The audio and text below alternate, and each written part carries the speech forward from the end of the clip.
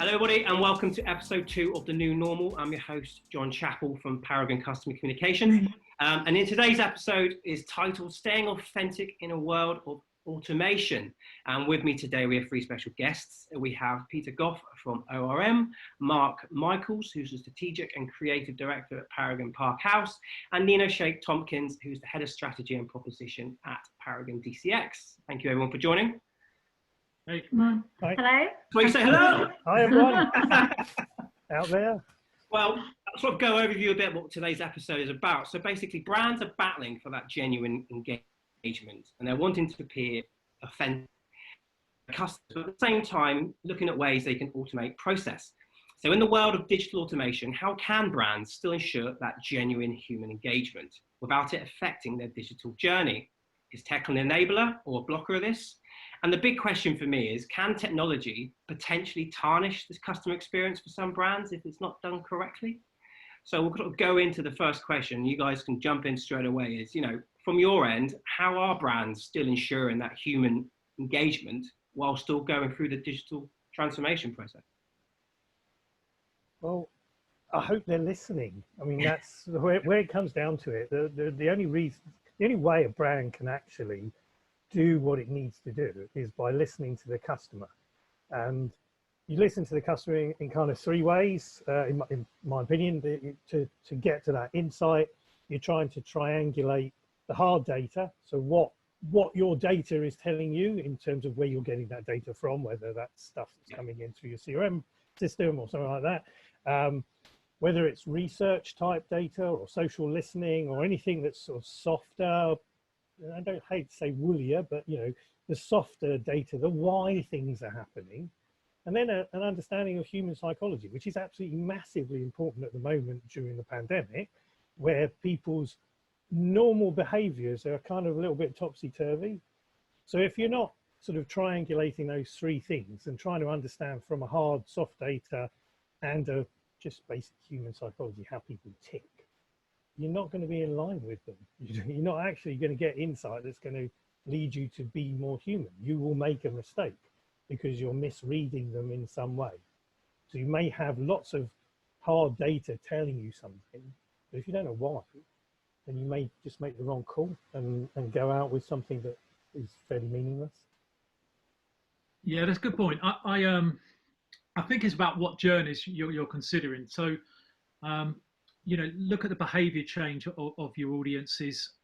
Understand, there's more a need now to self-serve. People like to self-serve, so like to solve problems themselves.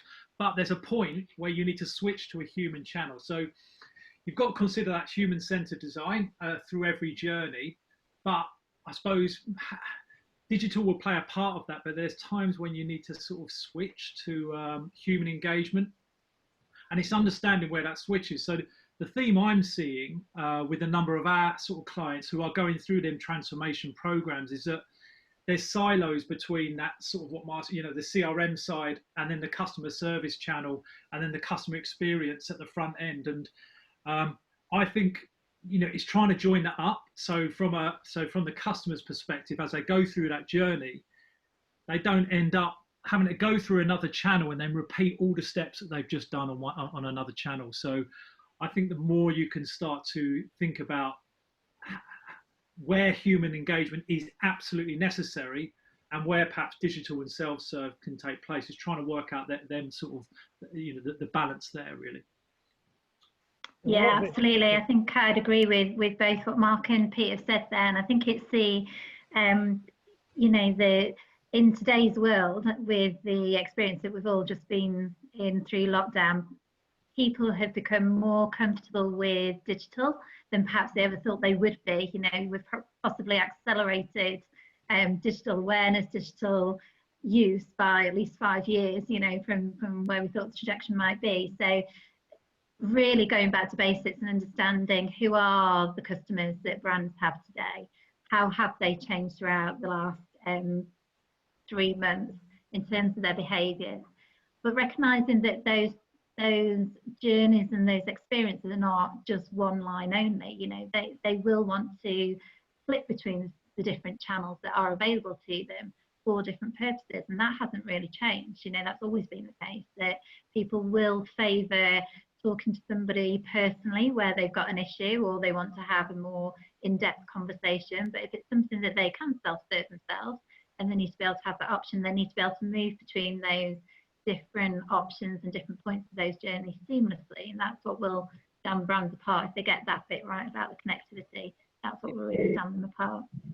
A lot of it's to do with understanding the context of the messaging, because fundamentally, if it's really complicated and complex, or if it's really kind of emotional and people need reassurance, and there's as Nino says, there's a big issue at stake, then technology could actually get in the way. Absolutely, because you want that human contact, because you need to have that reassurance. There's moments where human interaction is really necessary to make you feel better about that brand. And it could be a brand such as a housing association that we work with, where they've, a lot of customers now want to self-serve, pay rent or put about issues with their property. But there are times when they have more challenging issues, social issues. And that's where you need the human sort of intervention. And I think that's it's working out, okay, so if we've got something, this is absolutely needed for a human, or our customer services, so they can deal with this one-on-one. Whereas some of these other messages can be handled through automation and other channels.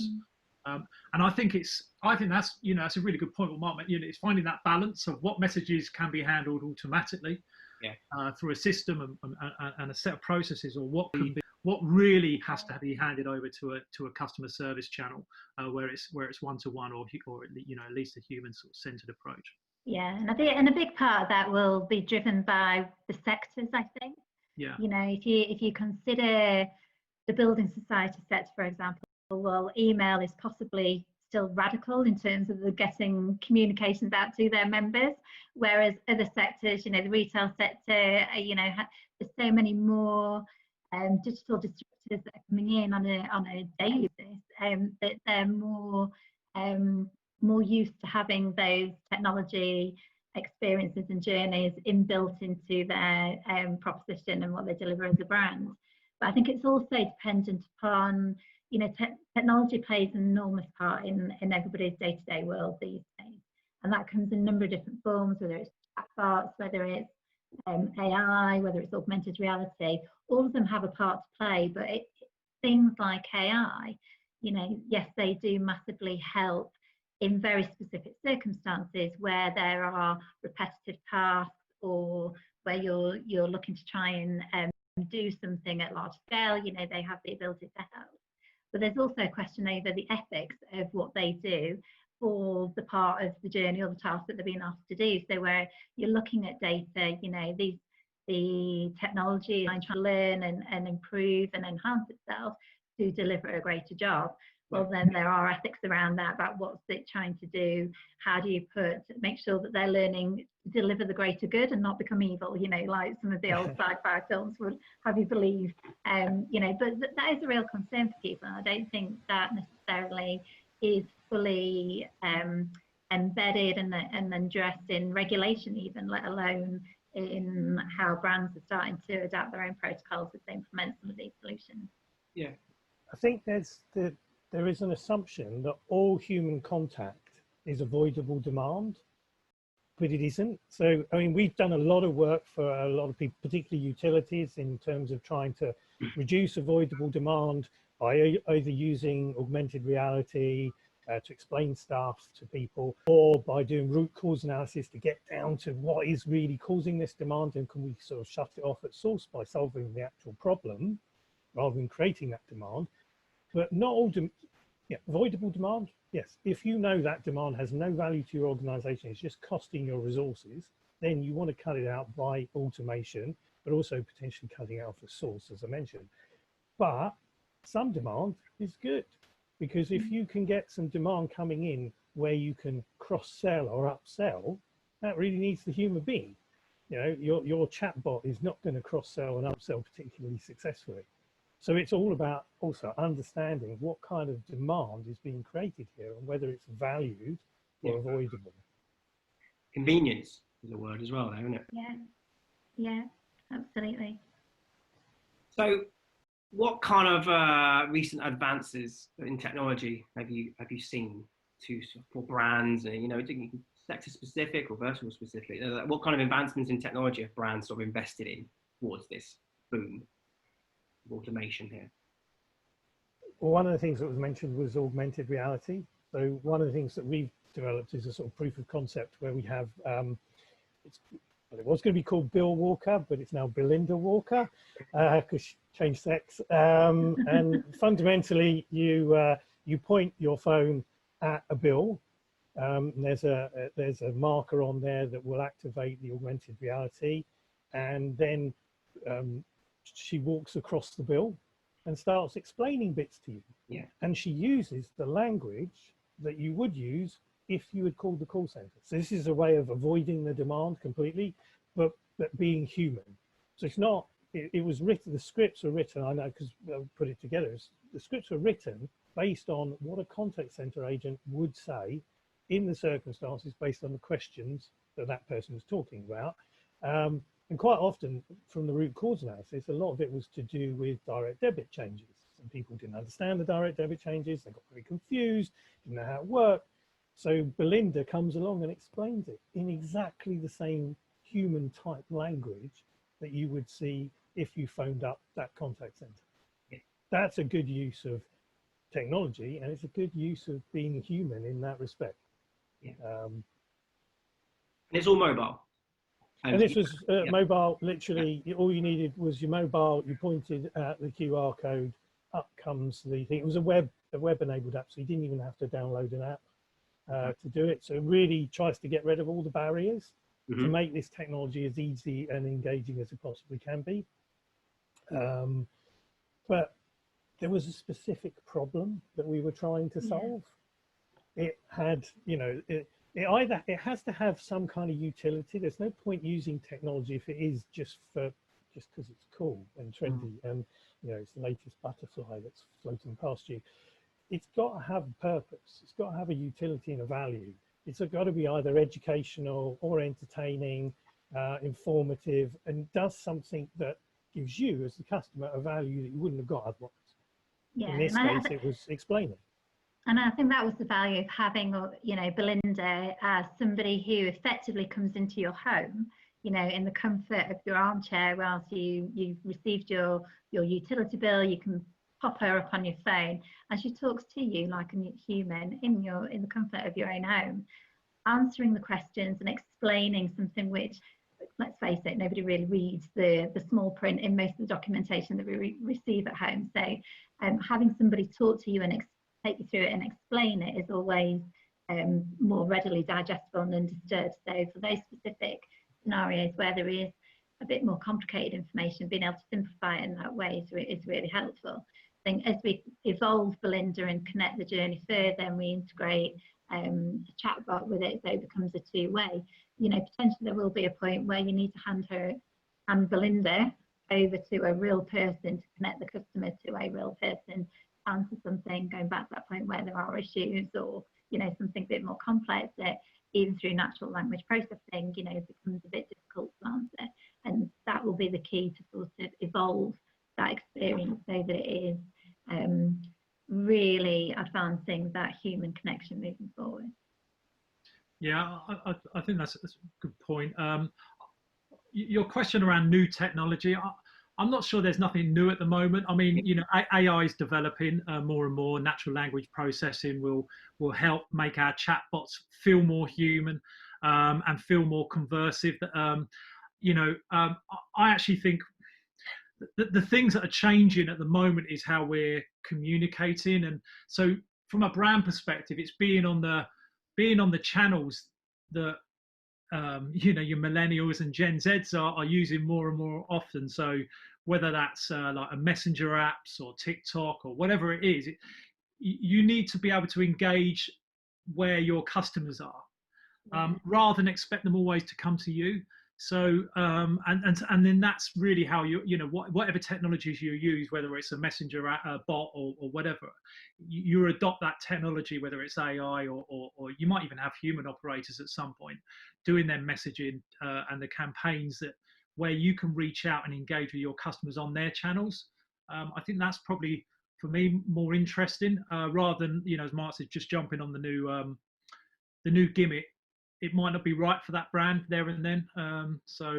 Yeah, I'm more of, I think where a lot of tech innovation that we're using as agencies is probably more under the hood, integration tiers and sort of ESPs where we can start to bring our channels together and different technologies and marketing technology and the operation together. Some of that innovation is sort of behind the scenes at the moment. So yeah, I'd agree. Sorry, go ahead, Mark. Sorry. I used to refer to this as operational CRM and marketing CRM, because in effect, what Peter was talking about there was very much building the operation in the back end. Yeah. The marketing CRM is how you use it, because the tech is wonderful, and people completely don't utilize all of the tech they actually have, because the tech is probably cleverer than the things that they've thought of to use it for. And that's where the marketing stuff comes in terms of the planning, the messages that you're going to come up with, the creative that you can put out.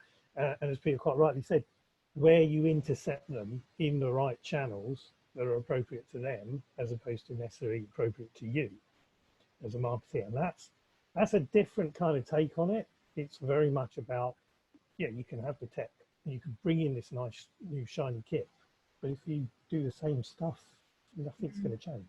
Yeah,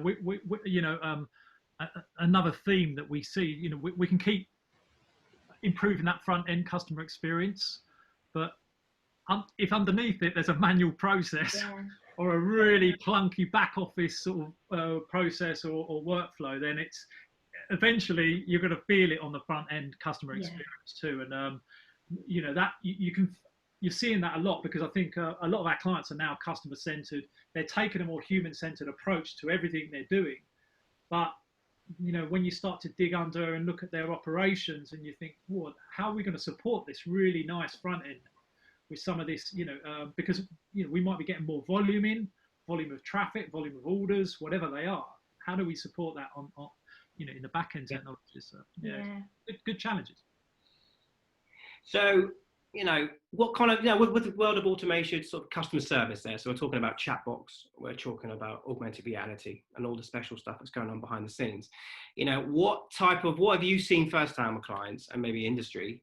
What impact has it had on the actual people doing the job initially? Do you see businesses moving these certain customer service people into different departments? Do you see more marketing, more customer service online? Or are they sort of got their feet on the ground building that database, like Mark said, the operational side of it, and then you're building that data there with the marketing? Where do you see sort of businesses taking these people to the next level? So there was a study done in 2013 by Oxford, and it looked at something like 700 different roles and whether automation was going to take over. And it concluded about half the jobs in the States could disappear because of automation. Yeah, that's a big number. That was 2013. We haven't seen that happen. So it suggests to me that people are being redeployed and people are doing other things. I mean, apart from the fact that the chatbot doesn't just happen. A chatbot needs to be trained by human beings. And some of this, so I think what happens is that your demand sort of shifts into different skill sets. So people probably had to get reskilled. There is definitely a pressure from clients to solve the avoidable demand because they're trying to reduce their full-time equivalent, so their FTEs on stuff, because that's an expensive resource. But quite often it's because their resource is challenged already and they can't deal with the volumes they've got. So what you actually want to do is you want to get rid of unnecessary volume and then concentrate on the valued volume or the complicated volume. And therefore, you're not necessarily going to get rid of your staff. You're going to redeploy them onto more complicated stuff. Yeah. So it will vary depending on where the sort of firm is, I think, on their journey. But in theory, I mean, automation could cost jobs. Yeah, I'd absolutely agree with that. I think the shape of customer service is changing. I think that there are that there's almost like varying degrees, and you go through a process. So initially, lots of throughout the pandemic period, whenever a lot of them said, if your query is of this nature, well, you're not important enough, so therefore we'll contact you, after we've got through the more priority issues, which is frustrating in itself. But they direct you more and more to a self-serve, going online to a web to find out frequently asked questions. And like Mark says, then they're focusing on the queries that come through on a contact centre, which they feel are of a more complex nature or higher urgency or greater priority. So I think some of that will be maintained moving forwards. I think they'll realise that actually they can maybe reduce some of their overheads as businesses and some of their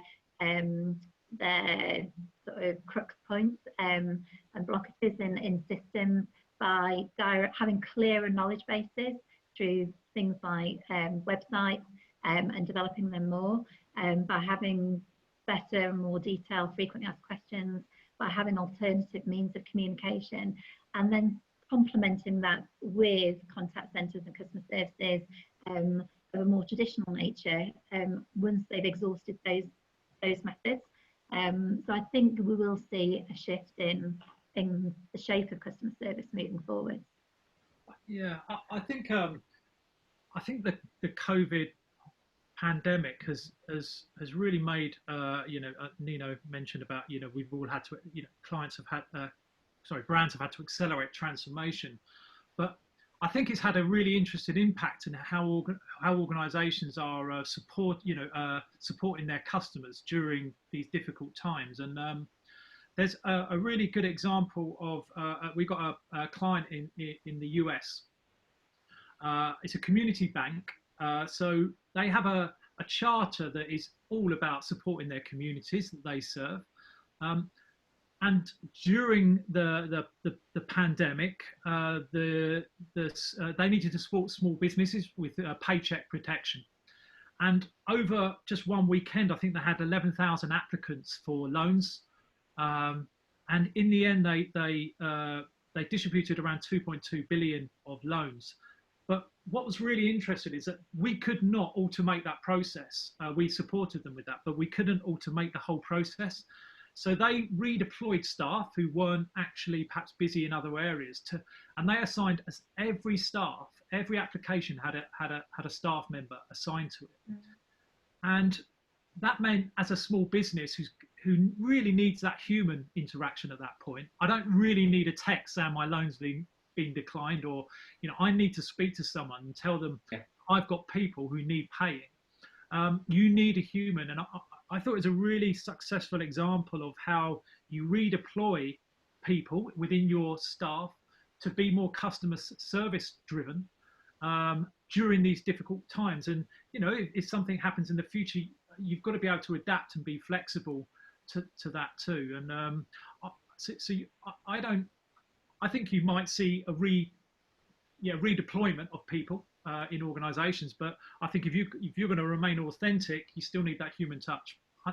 Here's me, a digital sort of advocate, but you do. If you're a community bank, it's absolutely all about being in touch with your customers. Absolutely. And I think technology works really well where, for example, with big data, using technology to help navigate big data is an absolute given. It has the ability that no human mind can really master. But you still need the human element to sense check that data, to analyse it, to or instruct the computer and then the machine to actually interpret the information. So, and that only comes from the human interaction, and you can't really teach technology to that nth degree, certainly not today. You can't really get, as you mentioned, interpretation and then the strategy out of a machine at the moment, because otherwise we'd all be out of a job. That would be absolutely dreadful. But the reality is that you have to take that data and go back to what I originally said. You know, those three things, whether it's hard, soft data, or how people tick. And machines don't know how people tick, and then turn that into a strategy that actually speaks to people.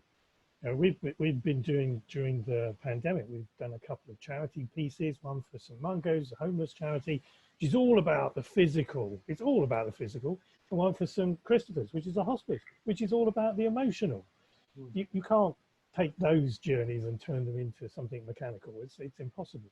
And we've had to run very human campaigns with human messages during a very difficult time. Because in the case of St Christopher's, all their shops have shut down and all their events have stopped. So we've had to do things a different way for them. And we've introduced them to some social stuff and some emailing stuff that they weren't doing previously. And that's good, it's working, so that's hooray. And St Mungo's similarly, you know, we've got COVID related stuff out there that is specifically addressing how things are for the homeless now.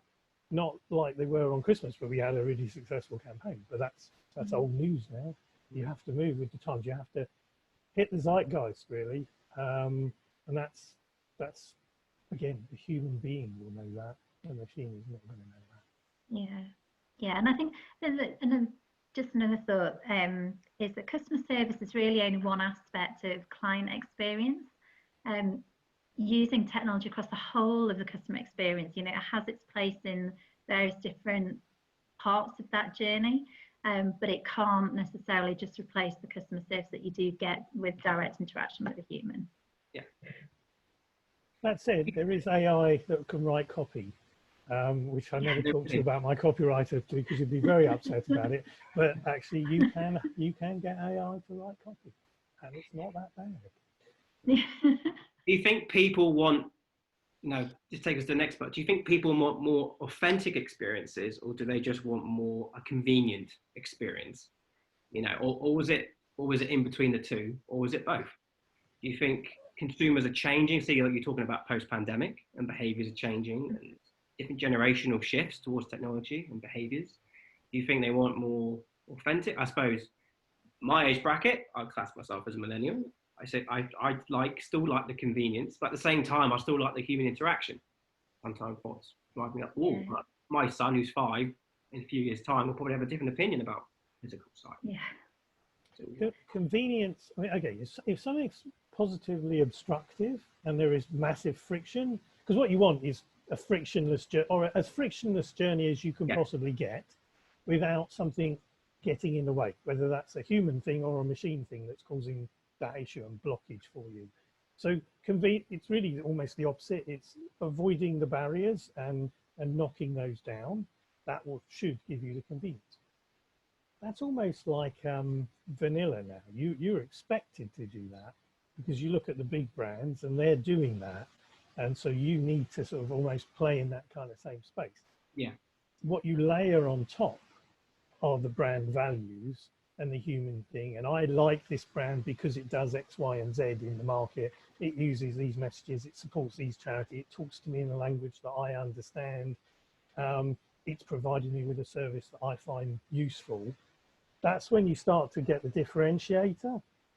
Just getting convenience now, that's almost, that's a given. Yeah, that's a good point. And I think they're two separate things. You know, there's there's convenience and expectations, but I think more and more people are caring about their brands that they're engaging with. You know, what's the brand's ethical stance? About important campaigns such as Black Lives Matter and other campaigns. Well, what's their view on that? I want to know what's their ethical stance. What about climate change and other things they stand for? And I think more and more we're buying into their voice and their personality. And as much as we all want convenience and a good customer experience, I think more and more we're going to see, we're going to start to think about the brands that we're engaging with more and more. How have they coped during COVID? What have they done to support communities and societies during COVID? And there's some really good examples where airlines in the US shipped key workers around the country for free. That makes me warm about a brand. Absolutely. as opposed to platitudes, because if the brand is just voicing stuff and platitudes and tinkly music and all that sort of stuff, Mark Ritson had a very good piece on this. Loads and loads of COVID ads that were just tinkly music and we're in it together and stuff like that. But there was no actual real substance to that. Agree. And that's where Peter says, what do they think about? What did they do during COVID? What do they think about climate change, etc.? What are the issues of the day? And have they got a voice in that party that's meaningful? Yeah, it's just platitudes. Forget it. Ain't gonna work. I totally agree. You can spot them a mile off as well. And I think these are millennials, and I'm not a millennial, John. I'm certainly not a millennial. I'm the furthest from being a millennial on this panel, I think. I'd like to think I kind of, think more like a millennial, but I'm not. But I do think that, and then you look at the generation, Z and who are going to have different opinions as well on brand as well. So I think it's really important now to consider that. You look at what Amazon's stance is, and Amazon have been quite vocal in actual fact about some of the things that are going on, whether it's COVID or other campaigns in the press now. So I care about we all probably give Amazon a lot of money, so we want to know what they're up to, what their stance is on certain issues that are affecting all of our countries. So I think it's going to be more and more important now. And I think we're going to have a bit of hindsight soon. I really hope the pandemic is over soon, but I think we will start to think about what brands actually stood up, what ones were paying lip service, like Mark says, and we're just saying they were doing stuff, but what brands really helped, even though they were probably struggling themselves. And I think you'll feel much more warmer about engaging and giving them brands your money in the long run. It's dangerous, isn't it? Because the ones who didn't, like you said, the brands who are doing lip service to this current situation weren't being genuine enough. And I think down the line, this could potentially be quite damaging for them. When people start to get back to normal, when they start to digest some stuff post-COVID, post-pandemic, and they're back to work, they start making those educated decisions, when the money's coming back in, and they're like, I remember that wasn't very good. And you start to judge people. And I think, down the line in generational type of topics, that could affect them down the line from 10 to 15 years time, couldn't it? Absolutely. And I think there is definitely a marked difference. I'm sure you've all seen it yourselves in terms of the emails that you get through the mailbox at the moment, which are all about selling. They try and dress it up in terms of, we can help you, where do you need help? But at the end of the day, they're out and out, disingenuous, just trying to sell you something, not really empathizing or understanding where you are as an individual, where you are as an employee, where you are, in the state of the world at the moment. So to be authentic, you need to be regarded as being reliable, you need to be regarded as being real and honest, and have integrity. You need to be regarded as an organisation that communicates not only what they stand for, but also communicates at the level that the customer actually wants to be communicated at. And unless you get those things right, well, then you don't create that emotional connection with the customer, which I think is, loyalty has always been the thing that we've tried to strive for companies, but I think even more so these days, getting habits formed with customers because you've made their lives easier, because you do what you're saying you're going to do, and you are reliable, and you do deliver on the promises that you say you stand for in the market. They're the things that emotionally connect with people and therefore help to form those habits. And you get that right, and you can get a greater longevity with that customer, anywhere 2 to 6 years, if you get that experience and that connection right. That's what's most important. The hard sell is something that's definitely deferring a lot of people. Well, and that's important. One of the things we've brought in recently into Parkhouse is a vulnerability model. So basically to try and ascertain, are these people vulnerable? Are they vulnerable from a health point of view, or an age point of view, from an income point of view? Who are on the cusp? Actually, that was a group we weren't so sure about, but actually the people on the cusp, they're the most likely to have been suffering financially during COVID. So basically, should I be excluding them from my marketing? Should I be prioritizing them? Should I be changing my messages to them? So, for example, we're talking to sort of a rail company. They're going to start talking to people to try and start getting them back on the trains and around the country and stuff like that. Well, yes, but don't start going after my parents, for example, because they're still pretty much in lockdown and they will be for a while. Good point. I mean, there's, I think we can all learn in these sort of public crisis. We're going to learn a lot, I think, about. I think there's going to be quite a bit of soul searching within brands to think about which might be some good outcomes in actual fact. Where perhaps brands start to pay more attention to how they speak and how they communicate and what they do for their communities more and more. So there could be some good that comes out of crises like this. Absolutely. Agreed. I think the word authentic is the most convenient. During post-COVID, it's being authentic and being caring and being there for your clients and your customers, and having that longevity of brand that you have in your back of your mind. So you're not there just trying to fix a hole or, fix a puncture. It's important to stay as legit and as real as possible at this current time. There's a great example, and it isn't a COVID example, but during the storms in the US on the east seaboard, I think it was more New York, New Jersey. I think it was 2012. I can't remember the storm, but there was two brands. So you got Gap, I think, and basically they just put ads saying, "Oh, you're stuck at home. Why don't you buy more stuff?"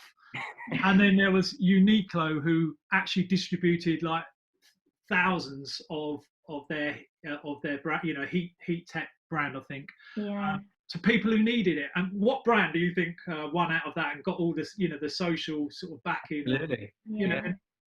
There's two good examples of one just sort of jumping on, here we can make a quick buck here because everyone's at home online. And I think people are going to start to reevaluate, okay, who were the good brands during this crisis? And only time will tell, won't it? Absolutely. I think so. And they're the ones that you millennials will start to engage with more. Absolutely. Well, thank you very much, everyone, for joining. I appreciate your time and thank you for contributing to this episode very much. So thank you to Mark, Peter and Nino for today's episode 2 of the New Normal. So thank you for watching and we'll see you on the next episode of the New Normal.